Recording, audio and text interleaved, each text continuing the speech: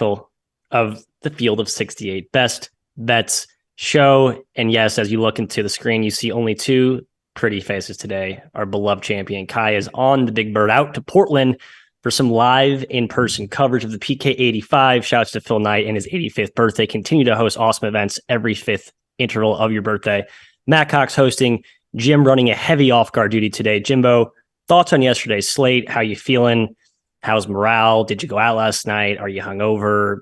Where's the energy at today, etc.? Fill us in. I didn't do much last night, Matt. I stayed home. I actually shot baskets for the first time since my ACL. Got shots up. Good for you. Got better. Got some free throws in late last night. Can't jump still, but it's good the stroke is still there. The stroke is still smooth. Takeaways yesterday. Arizona is legit.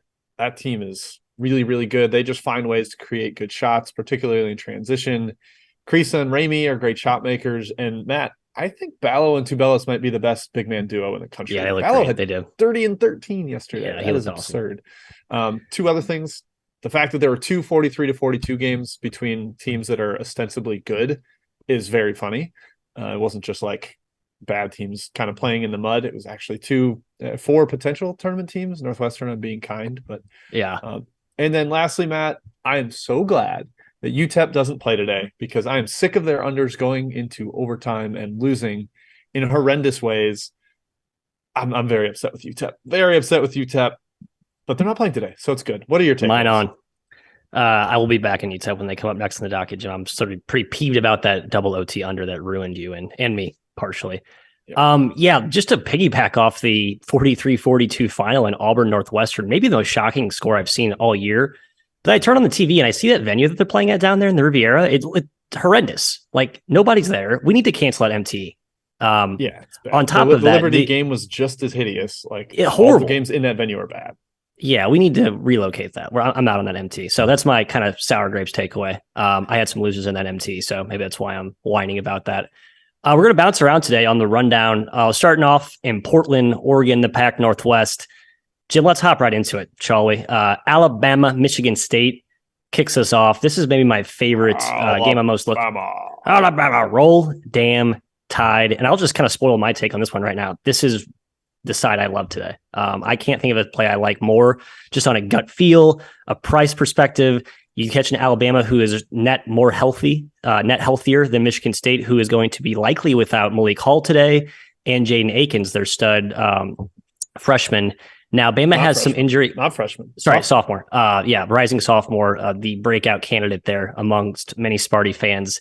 Alabama has some injury question marks as well. I know Don Welsh was questionable, but they're so deep, and that's what's impressed me so far about this Alabama team. Like, even last year with the injuries, they couldn't really withstand it. This year they can, and they're just rolling people true to their mascot's name. Yeah, and I've been very impressed. At least they went on the road and got a test at South Alabama. So, like, they're not as tested as Michigan State. Like, they haven't gone against power competition yet. But I think playing in that hostile in-state environment gives them a little bit of a boost here. And yeah, you mentioned Hall and Akins. I think that's massive. That's two of Michigan State's top 6 players. They have 10 scholarship guys total, and Colin Cooper isn't good. So I think they're really cut down in their depth here. And that's not really a team you want to have no depth against. Alabama's going to run you. They're going to play 9 or 10. They bring Quinterly off the bench now, and he's just seems like he's pretty solid. That's where he last thrives. game. Yeah, He's super smart. really impressive. Sure. Brandon Miller's a beast, and Bediako is a match or more for Sissoko inside. I think that's going to be a good duel, but I would lean towards Bediako there.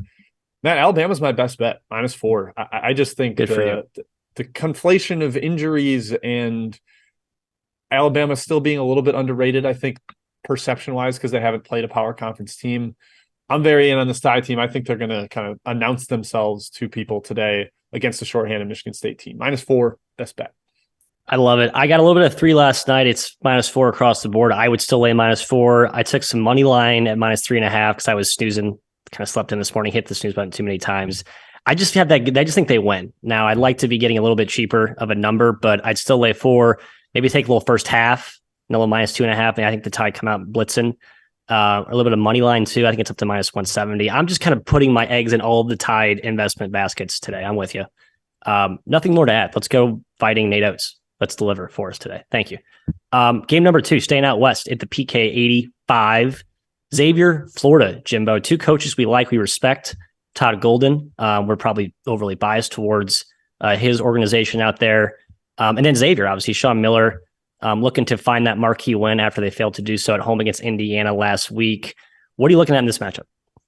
Made this right about a pick. It's about a pick. The one thing that I think bothers me is I don't think Florida can shoot at all. I think they're really perimeter bereft, unfortunately. And Sean Miller's going to play kind of pack line-esque. He's going to force him to shoot over the top.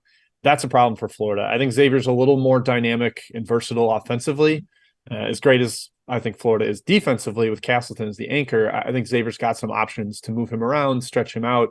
Nunji and Fremantle can get versatile on the perimeter, pull him away from the rim and open up driving lanes. So I'm kind of leaning Xavier here, Matthew. Their core is more cohesive after last year. I know they had a coaching change, but a lot of these guys have been there, whereas this is a Florida team with a lot of turnover, a lot of change, still getting sorted out. I mean, Florida State is down 15 at half to Siena, and Florida was down 17 at half to Florida State. Like that is alarm bells. They also lost at home to FAU. They're not the finished product we hope they might be. I'm leaning Xavier here, but I don't have any value on the number at this point. I did take Florida on a small gut play. I literally my smallest play of the day. There's a lot of reasons why it stinks. You mentioned Florida State being down early is a rather, the alarm bells are ringing when you look at just that segment of the game.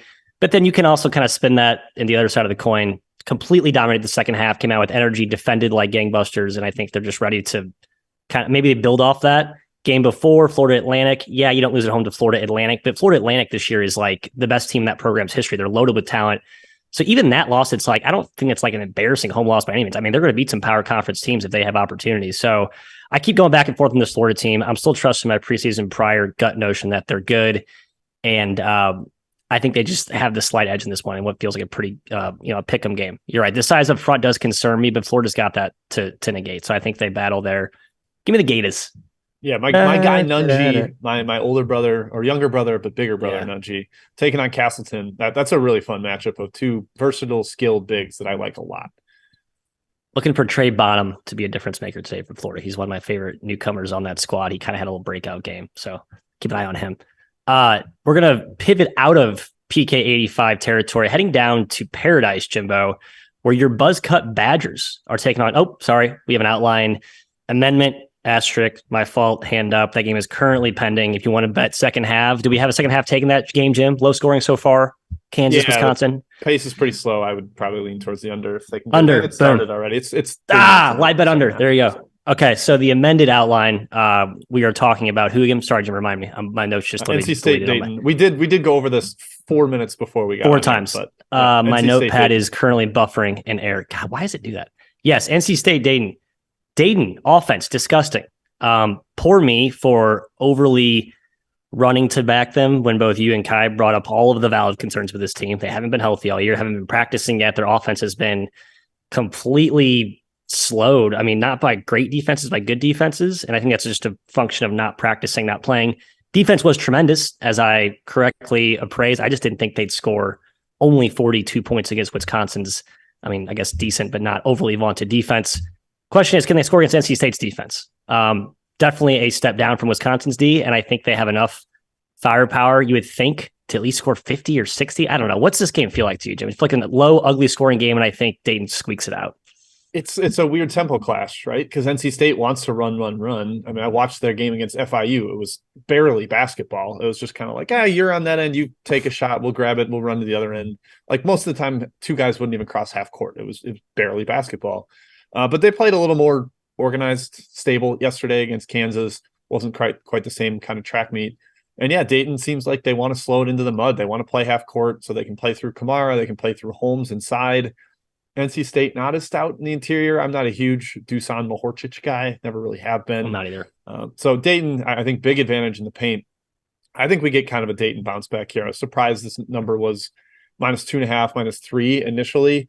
So I took Dayton for a little bit, still -3 at BetRivers. I lean their way. I think they were kind of taken out of their game by a very disciplined Wisconsin team. That's a good point. And you know what? NC State is not that disciplined. They are not disciplined at all. I think Dayton can out-execute them and out-physical the Wolfpack. I agree. I think NC State is more disciplined than last season. I think they're improved up front defensively from last season, but it's a quantum downgrade from what you saw with Wisconsin and Stephen Kroll and those guys up front. So yeah, I think Dayton has an easier time scoring at the rim, which at this point, that's the only place you can rely on them to score. I think their shooting dearth is a real concern, not just near term as they get healthier, but long term as well. We'll see how that pans out. Last game here before we get to Chat Mob, staying in Atlantis, USC against Tennessee. I had a big old wager on Butler, and Tennessee reminded me that they took Gonzaga to the woodshed in an exhibition. And they've basically been a juggernaut all year, save that weird Colorado result, which I still can't quite wrap my head around. Tennessee's good. Jim, I'm going to steal the point you brought up pre-tip here. Okay, fine. I'll let you save it. But here's my Tennessee take. Zakai Ziegler is such a fulcrum of this team. Like, if he's playing confident and he looks good and he's engaged and not taking dumb shots, attacking the defense, putting pressure on the defense in transition and in the half court, moving the ball around, I think he's such a critical piece. And when he's on, this Tennessee team is, man, tough to stop. Yeah, he's like the tone setter guy with the way he pressures the ball and if he's, like you said, not taking bad shots offensively, it's great for them. The point you alluded to, their 3-point rate over their first 4 games against Tennessee Tech, 68% of their field goal attempts were threes. Yikes. Against Colorado, 59%. So, all right, we're starting to come down a little bit. And then against Florida Gulf Coast, 41, and against Butler, 28. Only 28% of their field goal attempts were threes. They're starting to get the ball inside more. They're playing through Plavsic a little bit. Like, he's actually looking really good. He's got a little floater half hook game to him. I like that they're pounding it inside. But Matt, there was no Josiah Jordan-James yesterday. Yeah, I think that's a problem. And USC is a stout interior defense. I know Butler should have been too with Manny Bates, but with Josh Morgan and some of their size that they have, I think this one's a little high. I'm not super amped to back Andy Enfield against Rick Barnes, but look, Andy Enfield took down Mark Pope yesterday, playing some zone, completely mystified BYU. I was rather impressed by that. And I think the guard matchup here is even enough. Like, Boogie Ellis was sensational yesterday. Reese Dixon Waters gave him a little bit. I kind of like USC, Matt, where the current number is, but I wouldn't bet it big just because of the coaching matchup. I took USC small as well. I just thought the number is too high. I think it's a real worry that Tennessee is actually awesome, like top 5 good. And if they continue the way they played yesterday, I'm going to lose that bet. And I'm going to quickly adapt my perception on this Tennessee team, which is, again, just slightly skewed by that weird Colorado game that I just cannot, just burned in my brain. It was so gross and I hated it. But I think they've made the right adjustments. I think the calling out Zakai Ziegler, reeling him back in as like a team leader, not like a star alpha type of player, is going to be huge for that team. Nothing farther there. Jim, Chat Mob round 1. A lot of chatter as I look over my my second monitor up here. Matt, you're starting in the muck. The only extra game of the day, Pete K had to ask. IUPUI in New Orleans from down in the Bayou. What do you got? I guess I lean New Orleans because IUPUI is IUPUI. They did get Bryce Monroe back last game, who I think is the only player that kind of matters to that roster. But they had him back last game and it didn't matter. So I don't know. Maybe the second game back, he's better. It matters more. Who knows? Don't bet this game. Come on. I sort of like under, but New Orleans plays fast. I just think IUPUI tries to slow everything down. I would lean that way. But again, like don't over-index yourself on IUPUI New Orleans. Maddie, Ted Evans asking about Washington and St. Mary's. I'll just give my quick thoughts. I saw the spread. My eyes kind of bugged out. Like, I think St. Mary's is awesome. I'm not a huge fan of Washington, but I saw 11 on the opener, Matthew. That seems high, right? It's really high, especially for what totals 128. It's going to be it feels like a mountain to climb in such a low scoring game. But I feel like we say that narrative about every St. Mary's game, and they still suffocate the opposing team's offense, and they score enough to cover. They're a Sherpa. They are an expert at climbing those mountains. They're kind of like it's the Virginia model, right? The crock pot. And the numbers look big, the spreads look big when you think about their offense playing in slow motion, but the defense is so damn good. And they're going to take away Washington's bread and butter on offense. That's just what Randy Bennett does. He attacks the other team's best player, and he makes other guys make plays and takes you out of what you want to do. So I would not fade Randy Bennett against Mike Hopkins. I think the price is 3 points too high, but maybe I should be appraising that as part of my own number. Who knows? Hopkins versus Bennett it's tilted. Yeah. It's tilted one way for Scales. Sure. Agreed. Matt, I think both of you and I have a lean here. Butler and BYU. It seems like BYU is kind of trending down. Stubborn. Yeah, it's the Butler. It's the Butler for us. BYU struggling. Butler, I think, takes on a team in its own athleticism weight class. I mean, Tennessee just has some like big ass like they look like a JV team compared to Tennessee out there. BYU doesn't have that same intimidating.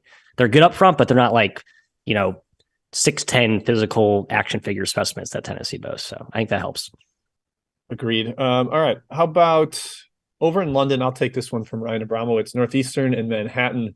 This one has been bet up, unsurprisingly. I think people are out on Manhattan after all their turmoil right at the start of the season. Northeastern does not bring Chris Doherty with them. Their starting center had a concussion and wasn't cleared to fly to London. It's kind of a bummer for him.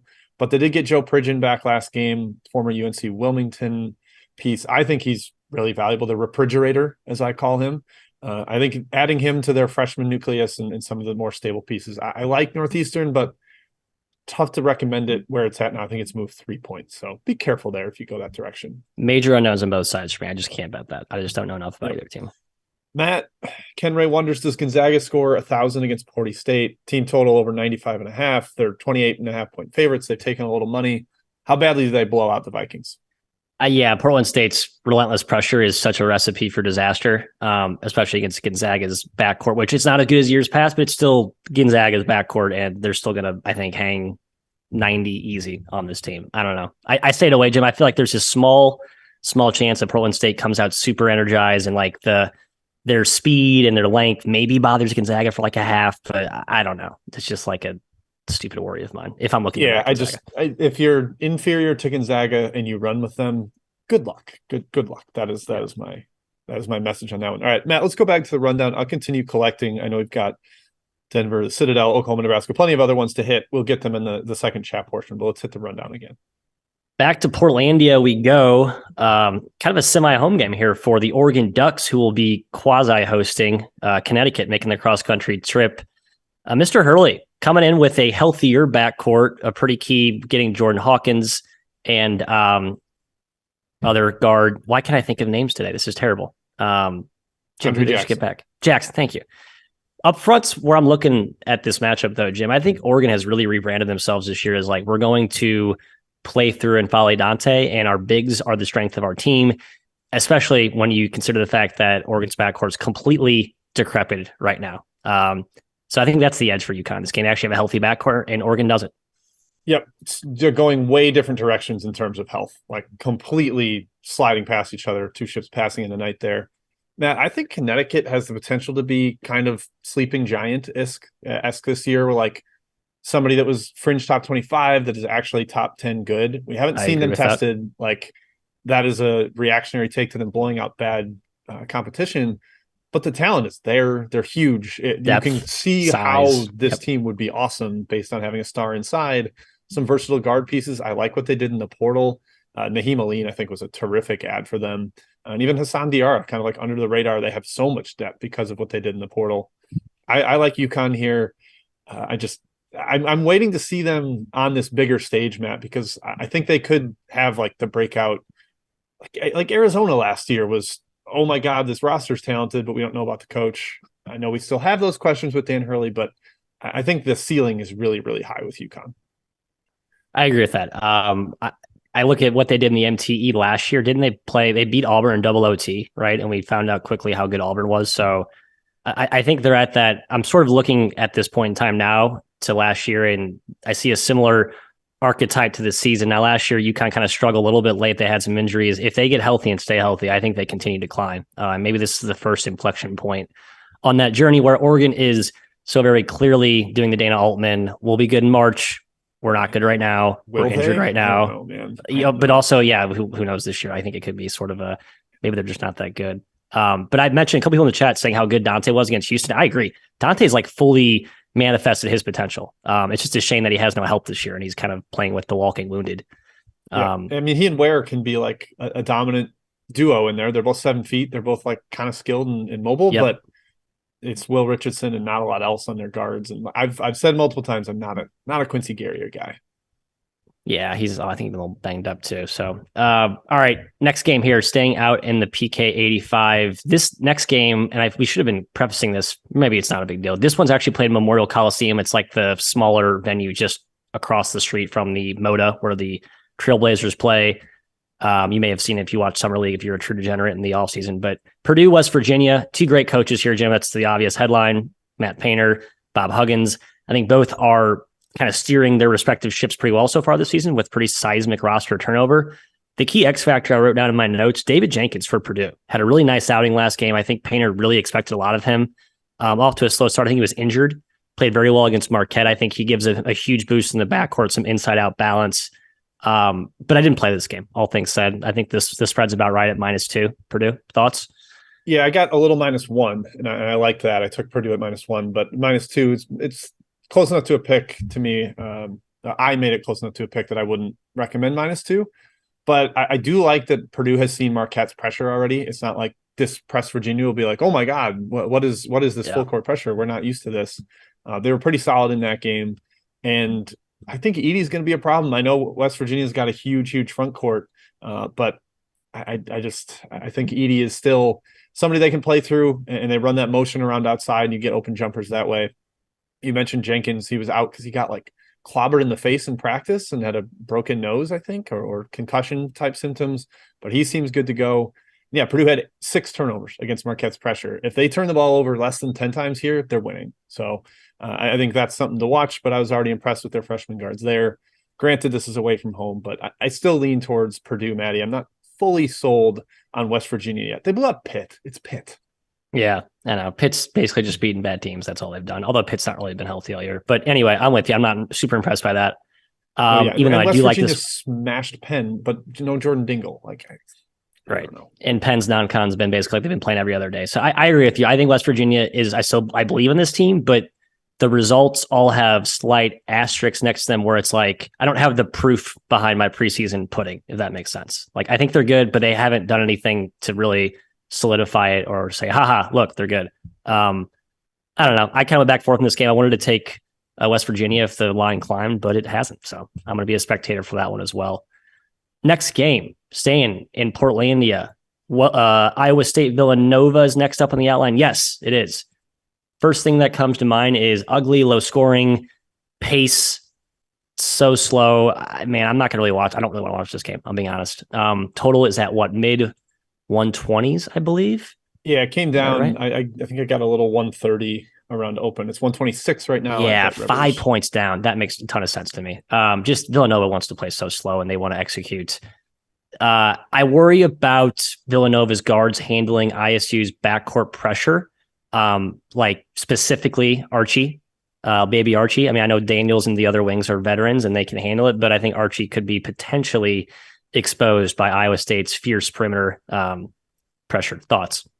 I know he will be exposed by their intense perimeter pressure. He's not good, and he's playing against a really intense Iowa State perimeter defense that they can extend as much as they want because they've got Shun on the back line. They've got Hassan Ward at the rim, like two of the better shot blockers in the country. So that Iowa State defense against inexperienced backcourt or just incapable backcourt in Mr. Arch, that's a problem. I think Iowa State should get some run out baskets because of the turnovers they'll force. Villanova is just not settled yet. Cam Whitmore, I don't think is back yet from his thumb injury. They've been saying like no timeline, and I would be surprised if he was a shocker reveal that he's good to go here. I kind of like Iowa State, man. Like I said, I took the under at a slightly higher number, but I think it's still probably decent at 126. Not a home run bet anymore, but decent. I would lean that way. I just don't know much about Iowa State yet. Because they've played IUPUI, great. NC-A&T was actually a pretty impressive blowout. Like that's a team with some talent, and to win by 37. They beat, I think, depleted Milwaukee team by 15. Yeah, it's just, I don't know. I think Iowa State's really good. I think they do match up well here. I just didn't have enough known intel for me to feel confident about betting it. Just remember what Iowa State did in the non-con last year. They covered every game. They went undefeated 12-0. MT, yeah, that's a good point. You look at Mr. Otz's MTE record. Xavier whomped him last year. Memphis whomped him. Iowa won by 20 at home, won at Creighton by 6. Yeah, they were a juggernaut before the turn of the calendar year. Yep. We're going to change venues here for our next game on the outline. Seton Hall versus Memphis. Orlando. Kind of a fun little. Yeah. That's right. ESPN Events Invitational. Shaheen Holloway versus Penny Hardaway. Situation like kind of an interesting handicap here. I think both teams are a little bit banged up health-wise, but I think both teams are fierce defensively. My first thought was under.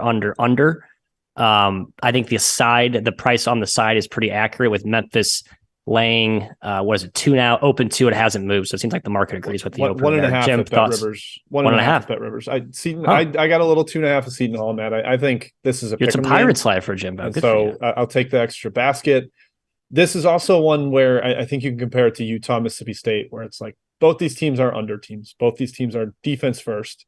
I would certainly lean that way, where I think there's a compounding factor where they kind of like try to out defense each other. Though Memphis's defense has been a little vulnerable, like SLU kind of lit them up. Yep. Vanderbilt got close to 1 point per possession against them. They just looked great against VCU, who had no Ace Baldwin. So I don't totally know what this Memphis team is yet. They brought in a lot of grad transfers, old guys that are D1 experienced, but not experienced together. And as much as I don't want to be against Kendrick Davis here, I just think Seton Hall's a little more figured out right now. They do get Dre Davis back. He missed last game, but he's supposed to be available today. I think he's really good. And I think Holloway is awesome. I think there's a little coaching edge for Seton Hall here as well. So kind of like Seton Hall, but 1.5's dicey. Still kind of like the under as well, Matthew.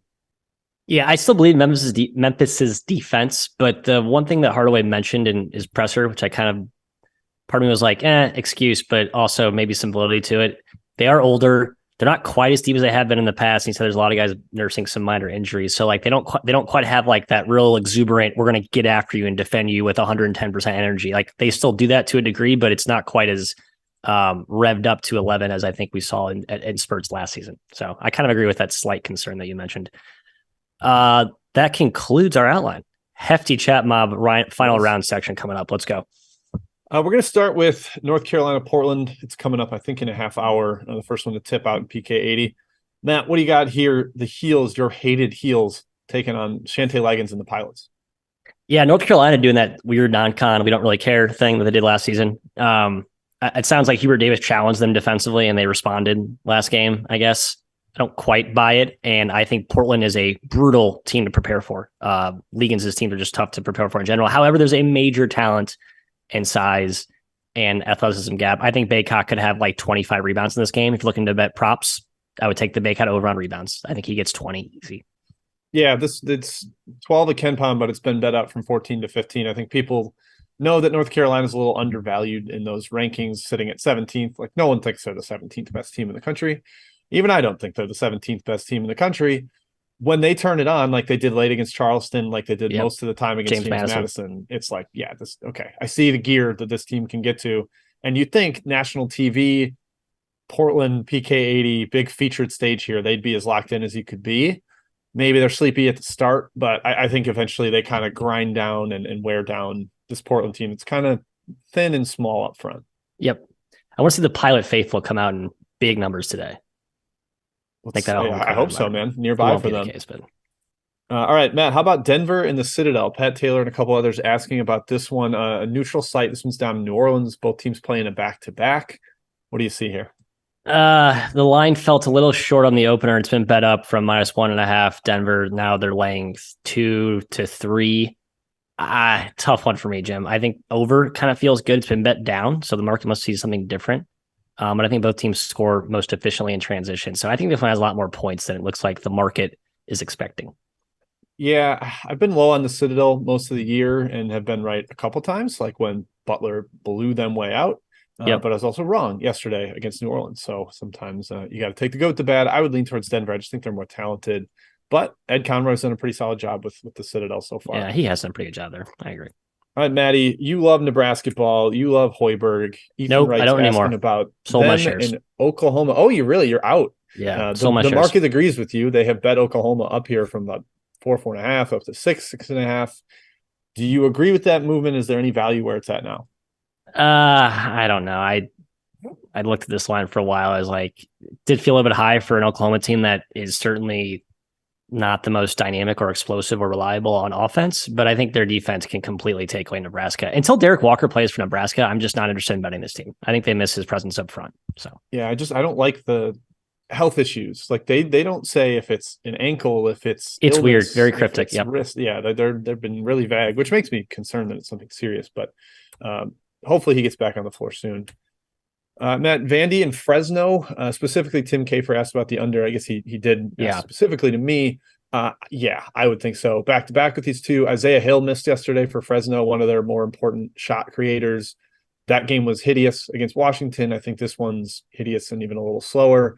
Unfortunately, Vandy and St. Mary's did go over yesterday. My best bet took an L, but I got to stand by it. I think this one's ugly, gross, slow down. You have my permission to bet the under there. Yeah, down to 126. I kind of lean Fresno, even though Hill might be out today at +4. I don't know why. I just feel like that's should be close to a pick. I think Vandy's kind of a sell for me right now. Okay, I would have taken Vandy at like 2. I think it's about right where it's at right Okay. Okay, Matt, I think that's everything except for a couple games that we are putting into the best bet section. But before we get to best bets, Matt, we need your take on Thanksgiving food. We've got a couple questions in the chat about favorite dish. Brandon Gilden, a longtime chat member, says this is the first time he's gotten to watch this year. What's your favorite dish, Matthew? Oh, welcome. Canceling turkey, enabling ham. We're trying to replace turkey with ham. That's kind of my first motion for Thanksgiving as the main course. And then if you round out the edges with sides, any casserole will play. Anything that you can like get like a corn mashed potato type of concoction mixture. I like to have that going. A little broccoli casserole, a little pineapple casserole, a little carrot casserole. It's all money. Casserole, yeah, pineapple casserole plays. I'm out on dessert though. I think most pies are bad, and I think pumpkin pie is the worst pie among all pies available. So, yeah, I'm not a big Thanksgiving dessert guy either. The one thing I really loved that growing up, it kind of became like our family specialty is we brought these Parker House rolls. And I know that feels like, oh, you're filling your stomach with rolls on Thanksgiving. That seems like a waste of space. They're delicious. They're so good, buttery. Big fan of those. But those I like treat as dessert. Like I eat my turkey, my mashed potatoes. Love green bean casserole. Love sweet potato casserole. Very out on cranberry sauce, Matt. I just never have it. I don't want it. Keep it away from me. I douse it on turkey just to spruce up the turkey, I guess. But yeah, I'm with you. I'm all gravy on turkey, man. Just let me swim in it. Get the mashed potato pool going. Dip your turkey into there. Interesting. You're a ham over turkey guy. Ham's Christmas. Yes. Ham is I think that's what most people do. Some people serve both, and some people do like a little turducken kind of medley of sorts, which I also am here for. I just don't think turkey deserves to be the standalone meat. I think turkey's on the way out. White meat or dark meat? Dark, for sure. Oh, I'm full. Less healthy, more fat. White meat, dump some gravy on it. It doesn't matter what's in there. You're just eating gravy at that point. I love it. Well, that's perfect. Matt, we barely. Sorry. Hey, just real quick. I shouldn't be, as I show my mug to the camera here, not even intentionally. Tomorrow, foreshadowing, Meghan and Harry as our Yanks take on the Fighting Three Lions. Do we think we prevail, Jim? We are going to smash them 3-1, Matt. How about that?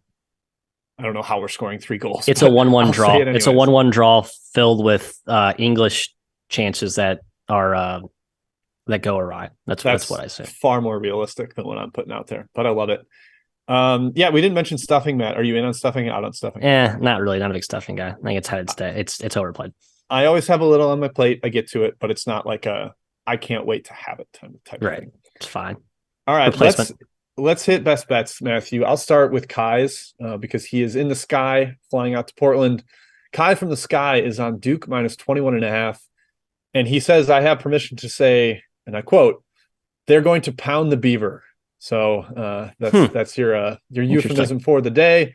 I think he's probably right here. I think Duke can win by as many as they want. Oregon State is Florida State, Georgetown, Cal, Louisville level bad, unfortunately. It's bleak for them right now. How do you feel about your Devils? I think if Wayne Tinkle wasn't coaching for Oregon State, I would love them. But I know Tinkle is like devising 5 different defenses to do weird things to confuse Duke today. That's going to bother Duke. I just think Duke's offense is somewhat thwarted by Tinkle's bag of tricks. And it's going to be annoying. It's like going to be a trip to the dentist for Duke today. So that's why I didn't land. That's my only concern.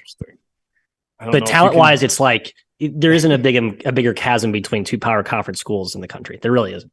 Yeah, unfortunately. How about your best bet, Matthias? You haven't revealed it yet. Landshark, Ole Miss, Kermit, Davis, and the boys laying 1. I believe it's still 1, correct? Painted across, and I believe BetRivers, our fine sponsor, has it still sitting there. If so, if it's at 1.5, I would take money line, but if it's at 1, just go ahead and take the 1. I think the better team today. I'm not in on the Stanford team, and Ole Miss is slightly more talented than I think meets the eye. I know they're going to be without Deshaun Ruffin today, but their young guards have really stepped up without him. Kermit Davis has gotten gotten his wings and forwards to really defend at a high level. They're just looking more like the Ole Miss team I thought I'd see preseason. I'm just in on this team. So Ole Miss -1 point, or pretty simple for me. Matt, I'm giving you pick. You will win if it is on -1. BetRivers is offering plus 0.5 for -114. So I guess you could have plus 0.5, and if they call it a tie, you would win. But I think you're just going to take the money line. At the State Farm Fieldhouse, there is a risk of power outage. So you want some value on the draw there. I don't know. Yeah, just go ahead and take money line. Yeah, take money line. Okay, so Matt's Ole Miss money line. Mine was Alabama -4. As a reminder, I think big time coming out party for this Nate Oates squad that is far more 2020-21 than last year's team. And Michigan State very, very injured right now. Malik Hall is a big loss. Yeah.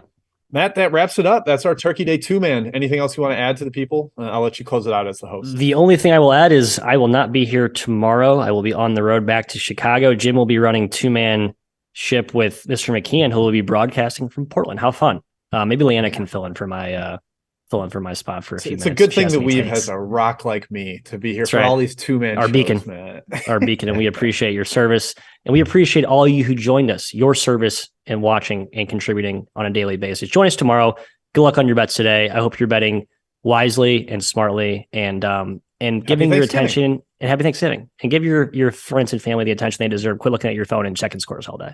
I know it's tempting, but don't do that. Come back tomorrow. I won't be here, but Kai and Jim will. Until that time,